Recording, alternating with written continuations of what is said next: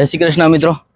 આજે હું તમને મારે આખા આપણું જે ગૌશાળા માટેની જગ્યા છે અને કઈ પ્રકારની છે આખું તમને એમનું બતાવું છું। અને અહીંયા આપણો ગૌશાળા તથા વિથ આશ્રમ એ પ્રકારનો આપણો કોન્સેપ્ટ છે। જે રોડ ઉપર ગાયો અકસ્માત થાય છે અથવા તો કોઈ પણ નિરાધાર ગાય બીમાર છે તો એને આપણા આશ્રમમાં લઈ આવી અને ત્યારબાદ એની સેવાને સારવાર કરવા માટે આપણું આ આખાનું નિર્માણ કરવાનું છે। તો મિત્રો ખાસ સપોર્ટ આપજો, વિડીયો શેર કરજો। બાદ એ ગાય ઘણી વખત ખૂબ જ પીડાની અંદર પીડાતી હોય છે તો એ ગાયને આપણે અહીંયા લઈ આવી અને સેવાને સારવાર કરવામાં આવશે। ત્યારબાદ અહીંયા આપણે આખું એનું બાંધકામ અને નિર્માણ થશે।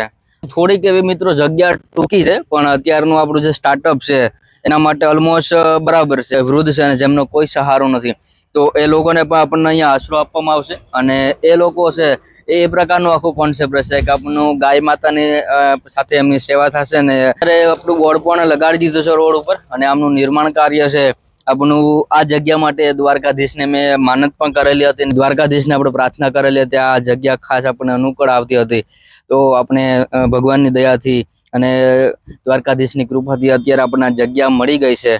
માનતા કરેલી હતી કે જો આપણને આ જગ્યા મળશે તો આપણને પગપાળા દ્વારકાધીશના દર્શન કરીશું। તો આવનારા ટૂંકા દિવસોની અંદર હું દ્વારકાધીશની માનતા પૂર્ણ કરી અને આમનું ત્યાંથી આવીને નિર્માણ કામ આપણે આખું સ્ટાર્ટ કરી દઈશું। ને ખાસ મિત્રો સપોર્ટ અને ફોલો કરજો। જો આપણને મિત્રો અત્યારે જે પણ કંઈ કરીશું એ ગાય માતા માટે કરીશું અને માનવ સેવા માટે। તો તમારું એક ફરજ આવે છે મિત્રો કે વિડીયો ખાસ કરીને શેર કરવાનું। તો તમારી ખાસ ફરજ છે કે વિડીયોનો શેર કરવાનું, કારણ કે આપણે બધા લોકોનો સપોર્ટ હશે મિત્રો તો જ આમની અંદર આપણે નિર્માણ કરી શકશું।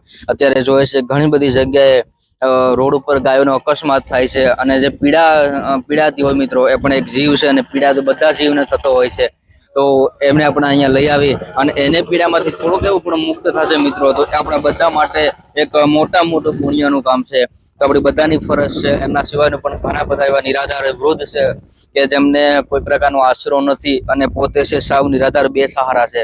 તો એવા લોકોને જો આપણા એક વિડીયોના શેરના માધ્યમથી અથવા તો આપણા થોડીક એવી મદદથી પણ એમને જો સહારો મળશે મિત્રો તો એ એક મોટામાં મોટું પુણ્ય છે।